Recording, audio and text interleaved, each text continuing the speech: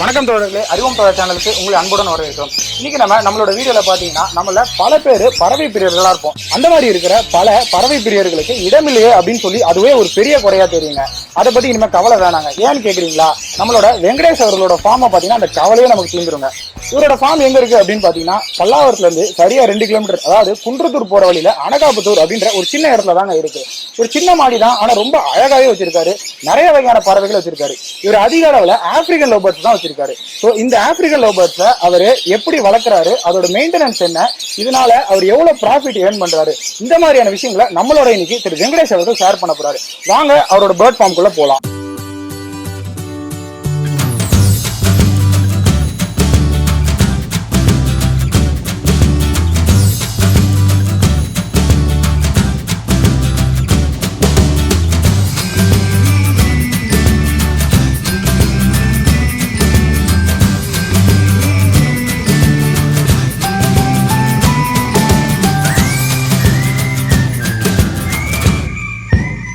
வணக்கம் சார், நீங்க இந்த பேர்ட் பிரீடிங்க எத்தனை வருஷமா பண்ணிட்டு இருக்கீங்க, எப்போ ஆரம்பிச்சீங்க?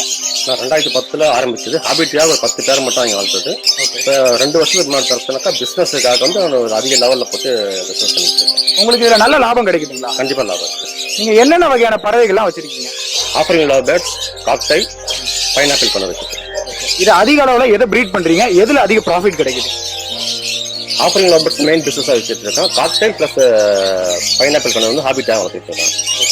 நம்மளோட இந்த ஆப்பிரிக்கன் லவ் பேர்ட்ஸ்ல எத்தனை வகைகள் இருக்கு, எத்தனை நிறங்கள் இருக்கு? ஆஃபரிங் லவ் பேர்ட்ஸ் பார்த்தீங்கன்னா 20,000 கலர்ஸ் இருக்கு. ஆனா என்கிட்ட கலர்ஸ் பார்த்தீங்கன்னா 30-40 கலர்ஸ்ல இருக்கு. ஸோ ஒரு கலரும் ஒரு விலையா, எந்த கலரை அதிகமா மக்கள் விரும்புறாங்க, அது ஒவ்வொரு கலரும் என்ன விலையில நீங்க கொடுக்குறீங்க, மார்க்கெட்ல என்ன ரேஞ்சுக்கு போயிட்டு இருக்கு, நீங்க அதை ஹோல்சேல்ல கொடுக்குறீங்களா இல்ல தனித்தனி கஸ்டமரை வீட்டுல வந்து கொடுக்குறீங்களா? இல்ல, கஸ்டமர் வந்து 1 பேர் 2 பேர் இருந்தாலும் அது என்ன கடை என்ன பிரைஸ் ஆகுது ரொம்ப கம்மியாக தான் கொடுப்போம். பல்கா அதிகமா இருந்தாங்கன்னா நம்ம ஹோல்சேல் ரேட் கொடுப்போம். இதுல எந்த நிறத்தை மக்கள் அதிகமா விரும்புறாங்க? லுட்டினா சொல்றாங்க, எல்லோ லுட்டினா சொல்றது ரொம்ப மக்கள் ரொம்ப லைக் பண்ணுவாங்க. இதுதான் எல்லோ லுட்டினான்றது, இது ரொம்ப மக்கள் ரொம்ப லைக் பண்ணுவாங்க. ஸோ இந்த எல்லோ லுட்டினா ஆப்பிரிக்கன் லவ் பேர்டு என்ன விலைக்கு விற்கிறீங்க? 2000 கொடுக்கும் பேர். 2000 ஹோல்சேல் ரேட் எடுத்தாங்கன்னாக்கா 1008 ரூபாய் கொடுப்போம். அதிக லெவலில் 10 பேர் 5 பேர் எடுத்தாங்கன்னாக்கா 1008 ரூபாய் கொடுப்போம். உங்ககிட்ட இந்த ஆப்பிரிக்கன் லவ் பேர்ட்ஸ்ல எத்தனை வகையான நிறங்கள் இருக்கு, அதாவது என்னென்ன நிறங்கள்லாம் வச்சிருக்கீங்க? ரிங் வெரைட்டி பார்த்தீங்கன்னாக்கா கோபால்ட் ப்ளூ ஒன்றுவாங்க, அப்புறம் ப்ளூ இருக்கு, வைலட் ஃபிஷர் இருக்கு, வைலட் மாஸ்க் இருக்கு, லுட்டினா ஃபிஷரு, அப்புறம் பார்த்தீங்கன்னாக்கா இந்த லுட்டினோ எல்லோ லுட்டினா இருக்கு, அப்புறம் ஆஃப்லைன்ல பார்த்தீங்கன்னாக்கா சில்வர் ஆஃப்லைன் இருக்கு, பீச் ஆஃப்லைனு, இந்த மாதிரி வெரைட்டிஸ் நிறையா இருக்கு. ஸோ வாங்க ஒரு பறவைகளும் என்னென்ன நிறங்கள் அப்படின்றத திரு வெங்கடேஷ் அவர்கள் நமக்கு சொல்லுவாங்க. நம்ம அவரோட செட்டப்குள்ள போய் பார்க்கலாம்.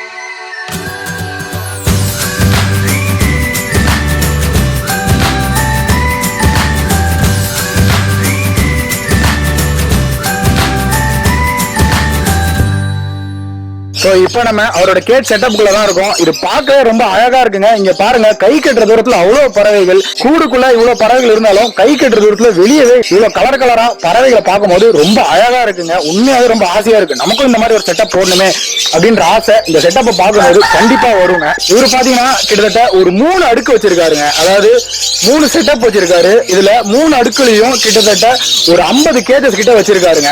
பார்க்கவே ரொம்ப அழகாவும் இருக்கு, அட்ராக்டிவா இருக்கு. நிறைய பறவைகள் இருக்கு. சோ இவர் என்னென்ன பறவைகள்லாம் வச்சிருக்காரு, இதோட இந்த கேஜி செட்டப் என்ன அப்படின்றத கம்ப்ளீட்டா நம்ம காட்டுறோம். நீங்க வீடியோ ஃபுல்லா பாருங்க, உங்களுக்கு கண்டிப்பா யூஸ்ஃபுல்லா இருக்கும். அந்த பறவை பார்த்தீங்கன்னா ஆஃப்லைன் ஸ்பிளிட், அது பார் ப்ளூ சொல்லுவாங்க. அது ஒரு பீஸ் வந்து 5000 ரூபாய். பக்கத்துல வந்து கிரீன் ஆஃப்லைன், அதுக்கே சில்வர்.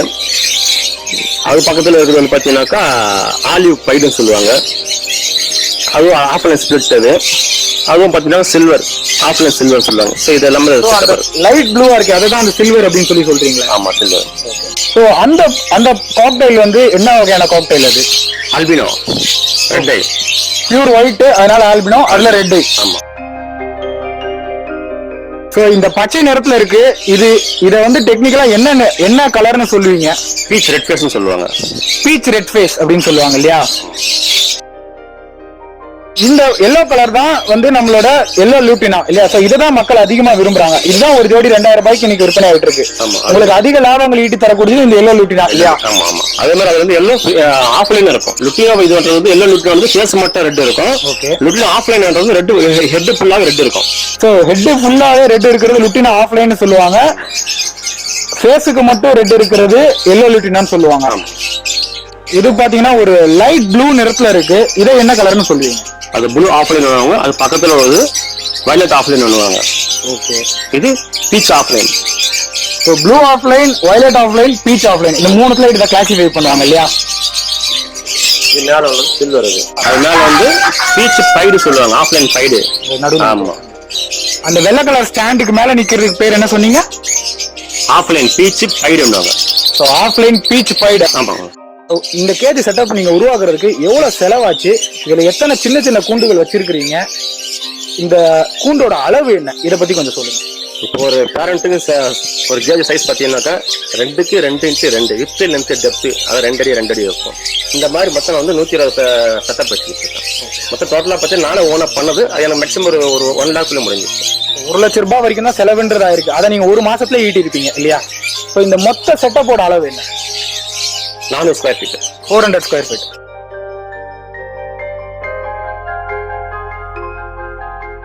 ஸோ இந்த ஆப்பிரிக்கன் லவ்பேர்டோட ஆயுள் காலம் எத்தனை? அதாவது இதோட லைஃப் ஸ்பேன் எத்தனை வருஷம் இது உயிர் வாழும்?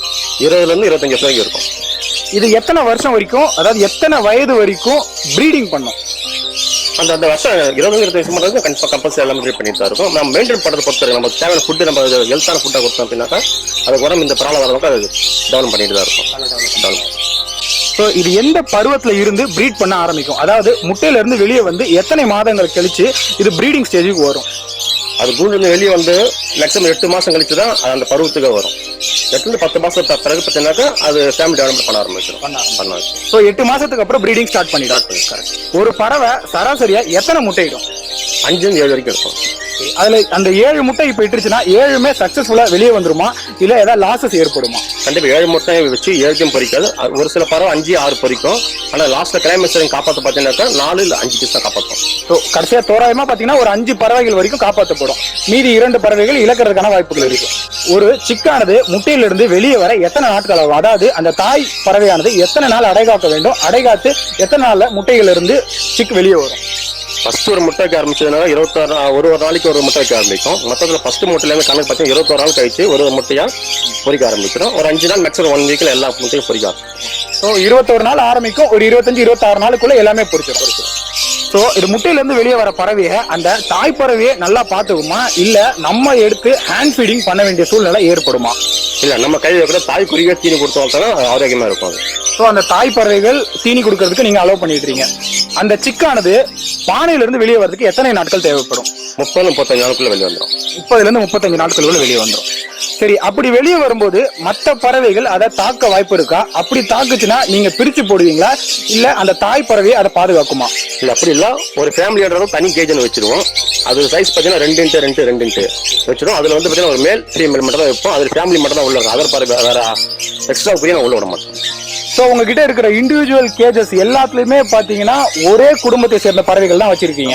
உங்ககிட்ட இருக்கிற 240 பறவைகளும் அதே மாதிரிதான், சரிங்களா? ஆமா. இந்த ஆப்பிரிக்கன் லவ்பேர்டோட பிரீடிங் சைக்கிள், அதாவது ஒரு முறை ஒரு பறவை முட்டையிட்டுருச்சுன்னா அந்த குஞ்சுகள்லாம் வெளியே வந்ததுக்கு அப்புறம் அது எத்தனாவது மாசம் கழிச்சு இன்னொரு வாட்டி முட்டை வைக்கும்? அந்த மாதிரி தன்னோட ஆயுள் காலத்துல எத்தனை முறைகள் முட்டையிடும்? எத்தனை பறவைகளை ஒரு பறவை உற்பத்தி செய்யும்? ஒரு முறை குஞ்சு பொறிச்சு அந்த குட்டி வெளியே வந்தோன்னா மேக்ஸிமம் 10 நாள் 15 நாளுக்குள்ள மறுபடியும் முட்டை வச்சிடும். அது மாதிரி அது அந்த ஒரு வருஷத்துக்கு பார்த்தீங்கன்னா 4ல இருந்து 5 தடவை தான் குஞ்சு பொறிக்கும். ஸோ ஒரு வருடம் பாத்தீங்கன்னா 4 முதல் 5 முறை வந்து பிரீடிங் பண்ணும். ஸோ அப்படி பாத்தீங்கன்னா நீங்க சொல்ற கணக்கு பாத்தீங்கன்னா கிட்டத்தட்ட ஒரு பறவையோட ஆயுட்காலத்துல ஒரு 600 பறவைகளை உற்பத்தி பண்ணும் இல்லையா? கண்டிப்பா. எண்ணிக்கைகள் பொறுத்து இருக்கு, நம்ம வச்சுக்கிற அம்மா அப்பாவை பொறுத்து இருக்கு, நம்ம எவ்வளவு பில்ட் பண்றது இருக்கு. ஸோ அந்த குவாலிட்டி, அந்த பிரீடிங் குவாலிட்டி நீங்க என்ன ஃபீட் பண்றீங்க, எண்ணிக்கை நம்ம எத்தனை பறவை வச்சிருக்கோம் அதுக்கு ஏற்ற மாதிரி எண்ணிக்கைகள் அதிகமாகும். கம்மியா வச்சிருந்தாக்கா அந்த நம்ம இன்கம் வராது.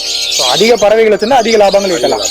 ஸோ இப்போ ரேஷியோ, அதாவது இந்த பறவைகளோட ரேஷியோ எவ்வளவு வச்சிருக்கீங்க, எத்தனை பெண்களுக்கு எத்தனை ஆண் பறவைகள் வச்சிருக்கீங்க? ஒரு ஆணுக்கு ஒரு பெண் தான் போட்டுட்டு இருக்கோம். ஸோ ஒரு ஆணுக்கு ஒரு பெண்ணுன்ற மெயின்டைன் தான் பண்ணிட்டு இருக்கீங்க. இப்போ உங்ககிட்ட இருந்து வாங்கிட்டு போறாங்க இல்லையா, அவங்க எடுத்துட்டு போய் வேறு பறவைகளோடு போடும்பொழுது அந்த பறவைகள் இதை தாக்குறதுக்கு வாய்ப்பு இருக்கா? அந்த மாதிரி அந்த பறவைகள் தாக்கும் போது இதை எப்படி காப்பாற்றலாம்? அப்படி இல்ல, பறவை வாங்கிட்டு போய் ஒரே கேஜில 10-15 விடலாம். பட் அது ஃபேமிலி டெவலப்மெண்ட் பண்ணும்போது பாத்தீங்கன்னாக்கா அது ஒரு பாலில் முட்டைக்கும் அடுத்த குறிப்பா கண்டிப்பா வைக்கும். அது ஃபேமிலி டெவலப்மெண்ட் பண்ணும்போது மட்டும்தான் அது ப்ராப்ளம் வரும். பட் அதை ஃபேமிலி டெவலப் பண்ணல அப்படின்னாக்கா அது வருஷம் அப்படியே வச்சுட்டு இருக்கலாம். ஸோ இதுக்கு நீங்க என்ன மாதிரியான தீவனங்கள் கொடுக்குறீங்க? ஒரு நாளைக்கு எத்தனை முறை தீவனங்கள் கொடுக்குறீங்க? ஒரு நாளைக்கு நான் பார்த்தா தீவனம் மட்டும் 2 கால் வர மாதிரி வைப்போம், ஈவினிங் முறை வைப்போம். அது தீவனம் பார்த்தீங்கன்னாக்கா நம்ம அந்த முளை கட்டின பயிர் கொடுப்போம். அந்த முளை கட்டின பயிர்னா அதுல எத்தனை வகையான பயிர்கள் கொடுக்குறீங்க, எப்படி கொடுக்குறீங்க? உதாரணத்துக்கு அரைச்சு கொடுக்குறீங்களா, எப்படி கொடுக்குறீங்க? இல்ல, நம்ம கோதுமை, மூக்கடலை, வெள்ளை மூக்கடலை இந்த மாதிரி முளை கட்டக்கூடிய ஐட்டம்ஸ் 10 வகையான பயிரை ஊற வச்சு அதை முளை கட்டி நம்ம கொடுத்துட்டு இருக்கோம். ஸோ அந்த உணவுகளை தான் தாய் வந்து சிக்குக்கு ஊட்டி வளர்க்கும் இல்லைங்களா? ஆமா, கண்டிப்பா. நீங்க இப்ப ஒரு ஓப்பன் ஸ்பேஸ்ல, அதாவது ஒரு மொட்டை மாடியில இப்படி ஒரு செட்டப்பை வச்சிருக்கீங்க இல்லையா? சோ இப்படி ஒரு செட்டப்ல இந்த பறவைகளுக்கு ஆபத்து வர்றதுக்கு வாய்ப்புகள் நிறைய இருக்கு. உதாரணத்துக்கு சொல்லணும்னா ஒரு காக்கா வரலாம், காக்கா வந்து இந்த ஓட்டைகளை தன்னோட மூக்கால பறவைகளை பிடிக்கலாம். அப்படி இல்லைன்னா ஒரு எலி உள்ள போலாம், இல்ல பல்லிகள் வந்து அந்த முட்டைகளை சாப்பிட வாய்ப்பு இருக்கு. அந்த மாதிரி இழப்புகள் ஏற்படுமா? இது வரைக்கும் ஏற்பட்டிருக்கா? உங்களோட அனுபவம் என்ன? இல்ல, கண்டிப்பா மாதிரி வரும். அதுக்காக நம்ம என்ன பண்ணோம், இண்டிவிஜுவல் அதுக்கு ஹவுஸ் மாதிரி அமைச்சிருக்கோம். அதுக்குள்ள செப்பரேட் பேஜ் எக்ஸ்ட்ரா ஒரு எந்த மாதிரி ஒரு விலங்கு உள்ள போறதுக்கு வாய்ப்புகள் கிடையாது. ஸோ இண்டிவிஜுவலா நீங்க பாட் ஏற்பாடு பண்ணி கொடுத்துருக்கீங்க, அதுக்குள்ள போய் அதை தற்காத்துக்கும் இல்லீங்களா? அதான் சொல்ல வரீங்க. இப்போ இந்த ஏப்ரல், மே, ஜூன் இந்த மாசத்துல பாத்தீங்கன்னா ஒரு கடுமையான வெக்கை ஏற்படும் சூழல் இருக்கும். நீங்க வந்து ஒரு ஷீட் குள்ள வச்சிருக்கீங்க, ஒரு மாடியில வச்சிருக்கீங்க. இந்த மாதிரி டைம்ல இந்த பறவைகளோட வெப்பத்தை தணிக்கிறதுக்கு நீங்க என்ன மாதிரியான முயற்சிகளை மேற்கொள்றீங்க? இந்த மாதிரி சீசன்ல முதல்ல ப்ரீட் பண்ண மாட்டோம், கேஜ் நான் வெளியே எடுத்துருவோம். அந்த மாதிரி டைம்ல ரொம்ப உடம்பு உஷ்ணமா இருக்கும்போது 2 நாளைக்கு ஒரு தடவை 3 நாள் தடவை வாட்டர் மேல ஸ்ப்ரே பண்ணுவோம். ஸோ வாட்டர் மேல ஸ்ப்ரே பண்றதுனால அதோட டெம்பரேச்சர் மெயின்டைன் ஆகும். இப்போ நீங்க அதை ப்ரீட் பண்ண அலோவ் பண்ண மாட்டேன் அப்படின்னு சொல்றீங்க இல்லையா? அதை எப்படி பிரிச்சு போடுவீங்க? ஏன்னா இவ்வளவு பறவைகள் இருக்கு, இவ்வளவு பறவைகள் இருக்கிற சூழ்நிலையில பிரிச்சு போடுறதா ஆண் பெண் அப்படின்றத நம்ம கண்டுபிடிச்சு பிரிச்சு போடுறது அப்படின்றது ஒரு சாத்தியமில்லாத விஷயம் அப்படின்னு கூட சொல்லலாம் இந்த 3 மாசம். ஸோ அந்த பிரீடிங்கை தவிர்க்கிறதுக்கு நீங்க எந்த மாதிரியான முயற்சிகளை மேற்கொள்றீங்க? இல்ல, ஒரு மேல் ஃபீமேல் வந்து தேய்ப்பிரிக்க மட்டும் கேஜுக்குள்ளே தான் இருக்கும். அது வைக்கக்கூடிய பானையை மட்டும் வெளியே எடுத்துருவோம். ஸோ அந்த பானையை எடுத்துட்டா அதுங்க வந்து முட்டையிடாதா? முட்டை கண்டிப்பா இடாது. பாக்ஸ் வச்சா மட்டும் மறுபடியும் முட்டையிடும். ஸோ அதுக்கு முட்டையிடும் சூழ்நிலை ஏற்பட்டால் மட்டும்தான் முட்டையிடும் இல்லைங்களா? அது இந்த பறவையோட தனித்துவமான குணங்களா, இல்ல இங்க இருக்கிற எல்லா பறவைகளும் அப்படித்தானா? ஆஃப்ரிக்கன் லவ் பேர்ட்ஸ் பொறுத்த வரைக்கும் அது இப்படிதான் பண்ணும். இப்போ நமக்காக இந்த பானைக்குள்ள இருக்கிற குருவிகளை காட்ட போறாரு. ஸோ இதுல எத்தனை குருவிகள் இருக்கு சார்? 3 குஞ்சு இருக்கு. என்னென்ன நிறங்கள் இருக்கு? எல்லோ லுட்டினோ 2 பீச் இருக்கு. ஸோ இது 3மே ஆப்பிரிக்கன் லவ் பேர்ட் இல்லைங்களா? ஸோ இந்த பறவைகளுக்கு கிளைமேட்டிக் சுச்சுவேஷன்ல எந்த மாதிரியான நோய்கள் ஏற்படுறதுக்கான வாய்ப்புகள் இருக்கு? அப்படி நோய்கள் ஏற்பட்டா நீங்க எந்த மாதிரியான முயற்சிகள் மேற்கொண்டு அதை ட்ரீட் பண்ணுவீங்க? கண்டிப்பா ஏப்ரல் மே சீசன் பாத்தீங்கன்னாக்கா சன்லைட் அதிகமாக வந்து பாத்தீங்கன்னா வெக்க அதிகமா வச்சுன்னா அது அம்மா வரும். அந்த அம்மா வரும்போது கண்ணில் மட்டும் இன்ஃபெக்ஷன், அது மட்டும் டிராப்ஸ் மட்டும் போட்ட மட்டும் மேக்ஸிமம் ஒரு 1 வீக்ல கிளியர் ஆகும். அது ஒரு பெரிய பிரச்சனை ஒன்று. அந்த அளவுக்கு பெருசா சொல்லிக்கிற அளவுக்கு அதுக்கு இன்ஃபெக்ஷன் வந்து வராது. ஸோ அம்மையை தவிர வேற எந்த நோய்கள் வரதுக்கான வாய்ப்புகள் அதிகமா இல்லை. அது சுத்தமா வச்சு இடத்த சுத்தமா வச்சிருந்தா இந்த மாதிரி ப்ராப்ளம் வராது. பட் சுத்தமா வச்சிருந்தா கண்டிப்பா வேற விதமான டிசிஷன் கண்டிப்பா வரும். ஸோ இடத்த வந்து நீட்டா மெயின்டைன் பண்றது ரொம்ப ஒரு முக்கியமான விஷயம் பிரீடிங்ல. சரி, இப்போ இவ்வளவு பறவைகள் இருக்கு, இதுல எந்த பறவைக்கு அந்த அம்மை நோய் தாக்கி இருக்கு அப்படின்னு சொல்லி நீங்க கரெக்டா கண்டுபிடிப்பீங்க? பார்க்கும்போது தெரியும், கண்டு வந்து மூடிட்டே இருக்கும். அது ரொம்ப ஆக்ரோஷமா இருக்கும், சைலண்டா இருக்கும், கண்ணு மூடிட்டு இருக்கும். அதை பார்த்து நம்ம வந்து பிடிச்சி பார்த்தோம்னாக்கா அது என்ன இன்ஃபெக்ஷன் தெரிஞ்சு அதை நம்ம ட்ரீட்மெண்ட் பண்ணிப்போம். ஸோ அதை வந்து அதை தனிமைப்படுத்தி இருக்கும். அது பார்த்தாலே டல்லா இருக்குமா, இல்ல வந்து நார்மலா தான் இருக்கும்? டல்லா தான் இருக்கும். மற்ற குருவி மாதிரி அது ரொம்ப ஹாப்பியா இருக்காது. அதை தன்னைத்தானே தனிமைப்படுத்திக்கிறத வச்சு நீங்க கண்டுபிடிச்சிருவீங்க.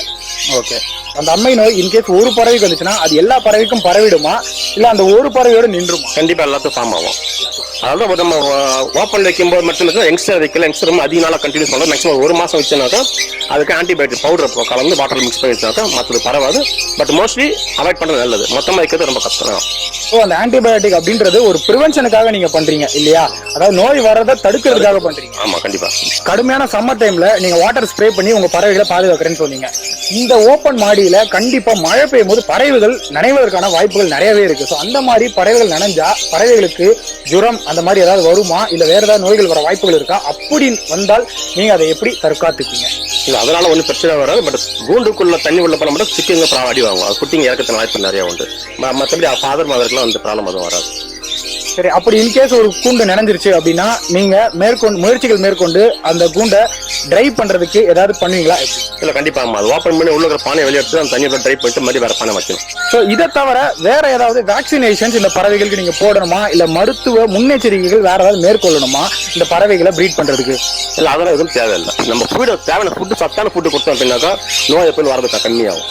முக்கியமான நோய் தீனை வந்து ஹெல்த்தான தீனை கொடுத்தோம் அப்படின்னாக்கா எந்த விதமான நோயுமே வராது. அதிகபட்சம் கீரைகள் தாவர வகைகள் அதிகமாக கொடுத்தோம்னாக்கா அந்த ப்ராப்ளம் அந்த சிக்கன் பால் கம்மியான்றதும் அதுவும் வராது. காய்கறி வகைகள் கொடுக்கலாமா? எல்லா காய்கறியும் கொடுக்கலாம். பழங்கள் கொடுக்கலாமா? பழங்கள் அதில் கொடுத்ததுல நான் வந்து வெஜிடபிள்ஸ் பிளஸ் கீரைகள் தான் கொடுத்துட்டு இருக்கேன். ஸோ வெஜிடபிள்ஸ் ஸ்பீனஸ் ரெண்டும் கொடுத்துட்டு இருக்கீங்க. அதாவது இந்த ஆப்பிரிக்கன் லவ் பேர்ட்ஸ் பிரீடிங்ல நீங்க ஒரு மாசத்துக்கு எவ்வளவு செலவு பண்றீங்க, அதுல இருந்து வரக்கூடிய இன்கம் எவ்வளவு? மோஸ்ட்லி செலவு பார்த்தீங்கன்னாக்கா 10,000 to 13,000 செலவு ஆகும். பட் இன்கம் பார்த்தீங்கன்னா மாசத்துக்கு 1 லட்ச ரூபாய் சம்பாதிக்கலாம். ஸோ மாதத்துல 1 லட்ச ரூபாய் வரைக்கும் சம்பாதிக்கலாம். ஸோ இது ஒரு நல்ல விஷயம் தான். 1 லட்ச ரூபாய் அப்படின்றது ஒரு பெரிய காசு இன்னைக்கு இருக்கிற நிலைமையில. அதோட முக்கியமான விஷயம் அந்த 1 லட்ச ரூபாய் கூட மேக்ஸிமம் ஒரு 100 பேருக்கு மேல வச்சு 100-120 பேர் வச்சிருக்க மட்டும் தான் இந்த இன்கம் எடுக்க முடியும். 10 பேர் வச்சிருக்கோம் அந்த அளவுக்கு இன்கம் வராது. ஸோ பறவைகளோட எண்ணிக்கைகள் எவ்வளவு இருக்கோ அதற்கேற்ற லாபங்கள் ஈட்ட முடியும். ஆமா. ஸோ இப்போ நம்ம பார்த்தீங்கன்னா அவரோட 2வது செட்டப்குள்ளே போகிறோம். ஸோ இதுலேயும் பார்த்தீங்கன்னா கிட்டத்தட்ட ஒரு 3 rows வச்சு மெயின்டைன் பண்ணிட்டு இருக்காரு. 3 columns. இது எல்லாத்துலேயுமே பறவைகள் இருக்குது. அது மட்டும் இல்லாமல் இங்கே பாருங்கள் கடக்நாத் கோழிகளும் வச்சிருக்காரு. இந்த கோழிகள் எதுக்கு வச்சிருக்காருன்னு பார்த்தீங்கன்னா இந்த பேர்ட்ஸ் வந்து அதோட ஃபுட்ஸ் எல்லாம் வந்து காலால் சில நேரம் மிதித்து கீழே வெளியே தள்ளிடும். ஸோ அந்த மாதிரி வேஸ்ட் ஆகிற சில ஃபுட்ஸ் எல்லாம் இந்த கடக்நாத் கோழிகள் சாப்பிட்டு அந்த ஃபுட்டு வேஸ்ட்டை வந்து இந்த கடக்நாத் கோழி மூலமாக ப்ரிவென்ட் பண்ணிட்டு இருக்கிறாரு. அது மட்டும் இல்லாமல் ஃபேன்லாம் வச்சுட்டு இருக்கிறாரு. ஸோ இந்த மாதிரி ஒரு ஹெவி சம்மர் டைமில் இந்த ஃபேன் இருக்கிறனால இந்த பேர்ட்ஸ்க்கு கண்டிப்பாக அதனோட டெம்பரேச்சரை மெயின்டைன் பண்ணுறதுக்கு இது ஒரு நல்ல விஷயமா கூட இருக்கும். ஸோ நம்ம மொட்டை மாடியில் இந்த மாதிரி ஒரு செட்டப் யூஸ் பண்ணுறோம் அப்படின்னா கண்டிப்பாக இந்த மாதிரி ஃபேன் வைக்கணும் அப்படின்றது ஒரு மிக அவசியமான விஷயம் அப்படின்னு கூட சொல்லலாம். இந்த வீடியோவை முழுவதுமாக பார்த்துருப்பீங்க. கண்டிப்பாக பயனுள்ளதாக இருந்திருக்குங்க. ஒரு ப்ரீடிங் செட்டப் அப்படின்னு நீங்கள் உருவாக்கணும் அப்படின்னு நினச்சிங்கன்னா இந்த வீடியோவில் இவர் ஃபாலோ பண்ணியிருக்கிற விஷயத்தை நீங்கள் ஃபாலோ பண்ணிங்கன்னா அதுவே தாராளமானது அப்படின்னு சொல்லி நம்ம வெங்கடேஷ் அவர்கள் சொல்கிறாரு. ஸோ இவரோட கான்டாக்ட் நம்பரை நம்மளோட வீடியோவில் அங்கங்கே நம்ம போட்டிருப்போம், நீங்கள் பார்த்துருப்பீங்க. ஒரு நல்ல ஆப்பிரிக்கன் பேர்டு பேர் நீங்கள் ப்ரிஃபர் பண்ணணும் அப்படின்னா இவரோட பேர்ட் ஃபார்மை தாராளமாக ப்ரிஃபர் பண்ணலாம். நல்ல முறையில் மெயின்டைன் பண்ணுறாரு. கண்டிப்பாக சஜஸ்ட் பண்ணலாம் அப்படின்னு கூட சொல்லலாம். மேலும் ஒரு பேர்ட் ப்ரீடிங்கை நீங்கள் ஒரு லாப நோக்கில் மட்டும் பண்ணாமல் இந்த மாதிரி ஒரு சில ஆட்கள் ரொம்ப நியாயமான முறையில் நல்ல முறையிலையும் பண்ணுறாங்க. இந்த மாதிரி ஆட்களை ஃபாலோ பண்ணால் கண்டிப்பாக நீங்களும் சக்ஸஸ்ஃபுல்லாக ஒரு சைட் பிஸ்னஸாக கூட இதை மெயின்டைன் பண்ணலாம் அப்படின்னு கூட சொல்லலாம்.